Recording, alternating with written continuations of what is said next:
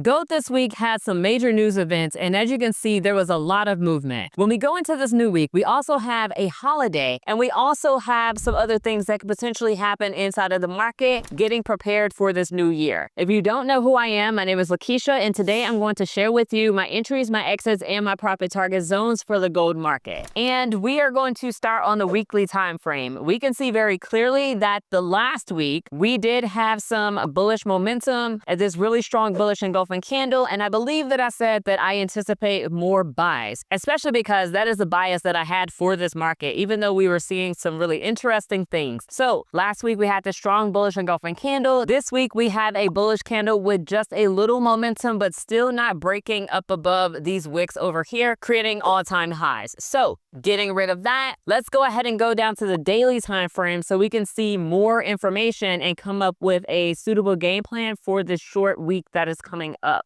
So as we can see here on the daily time frame, I do have some zones that I have marked off. So let me go ahead and start from the top and call those out for you. So starting at the top here, we are going to start at around 44.59. Next, we have this yellow zone that is here at about, let's call it 43.78 roughly, and then we have another level right here that's at 43.12, and then we have another level that's right here at 42.40. Next we have this other level here at 41.56, and that is probably where I will stop for this week, just because I anticipate there to be lower volume inside of the market next week, but you never know. Gold definitely is the type of market that can surprise you and have things pop up out of nowhere. So that is why I'll probably stop right here. So let's go ahead and look at this price action. We can see for the past 2 days that we have had doji candles. Basically, that signifies low volume, and it also signifies indecision inside of the market. So essentially, there are traders, buyers and sellers, but no one really knows where they want to go. It's the buyers versus the sellers duking it out, and these are the candles that we see that have formed. Now, this candle really strong. This was Wednesday. I believe that was NFP that was reported late, so that caused a lot of volume. And before that, it was just dojis because the market was waiting for the information to come out, and it actually came out positive. So that is why we had this bullish candle here. But enough of an economics lesson. Let's go ahead and go down to the H4 time frame. And before we get there, I want to say this: if you haven't taken your first trade inside of the markets, and maybe you're trying to understand the terminology and you want to get better before you risk live money, then go ahead and check out the Trading Launchpad, because it's going to help you take your first profitable trade in 30 days or less. I just finished the curriculum and it is amazing. And there's also some other things in order to help you trade other markets as well. So go ahead and check that out at thetradinglaunchpad.com. Also, if you're a new trader or if you're an experienced trader and perhaps you're not at the point of consistent profitability,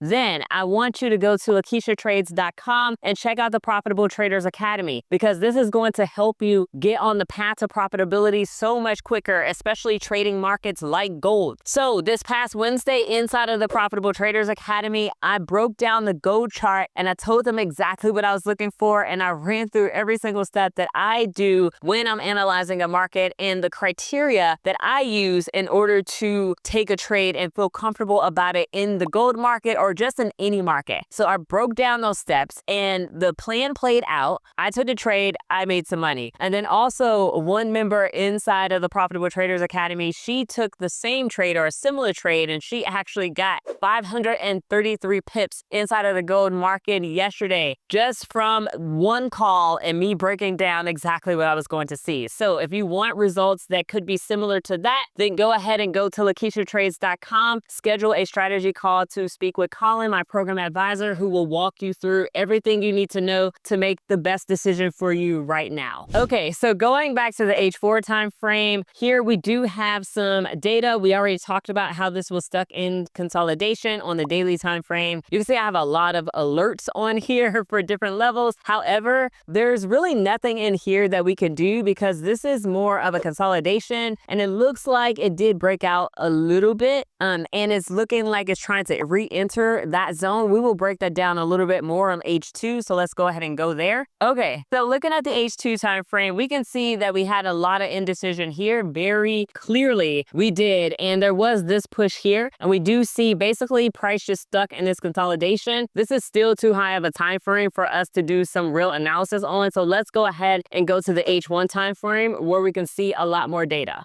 Okay, now we're here on the H1 time frame and things are looking a lot better to me. I definitely see some different areas that I want to mark up. So last week we did have these little levels based on the market structure and you can see that it did play out even though it did come back down to this level, but it still continued the bullish bias. And I'm just cleaning those levels up because now it's a new week and we don't need that anymore. So looking at this right here, let's get rid of that. Great. So now let's go ahead and go into our game plan because I do see some things that I do want to mark up and I want to tell you exactly what those levels are. So if we take a look at right here, we do see pretty much all throughout here, it's basically stuck in a consolidation. So I'm just going to go ahead and draw a line and that line is going to be right here at about 43.51, really close to 43.50. So right here, we do have a breakout and then we do have a break back into the zone. And this was due to NFP. So basically not really looking at that. And then we also had another breakout here that just happened the day I'm filming this. You can see that there's still 23 minutes left on this hour candle. And right now the main market is closed. So I don't anticipate any crazy moves because it literally is at the end of the market day. So that is one level that I want to draw, especially because that is a nice resistance level. And looking right here at this level around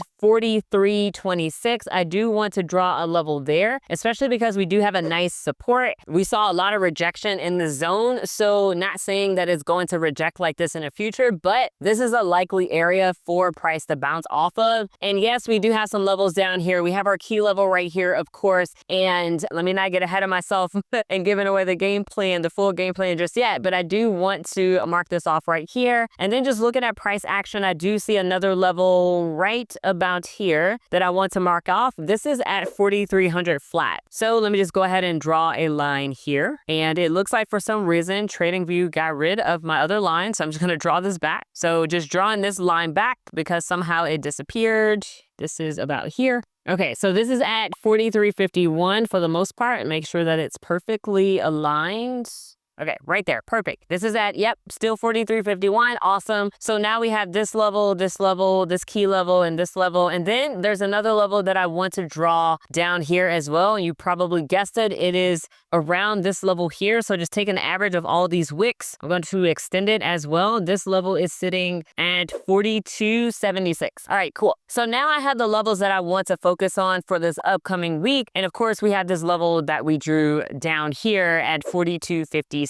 But not really looking at that because we do have that on our charts already. Okay, so now let me show you what I'm thinking for this week. So my first idea is for price to come down to this level and bounce just like we saw price did over here, and then first target this resistance, ultimately targeting this high right here. So that is my first idea inside of this market. Of course, there could be deeper retracements because it is gold, and basically looking at this key level here at 43.12 here at this level, basically a lot of rejections, but mostly still focusing the momentum bullish. So that's my second idea for this market. And in this market, I'm not really looking for sells at this point. I mean, I do see this level right here. Let's just say if I wanted to take a short-term, very short-term counter trend trade, because the momentum is bullish, I don't want to go against it. So it would be right here below 4,300 flat. And that zone would look like this. So I would go from here down to this minor level right here for about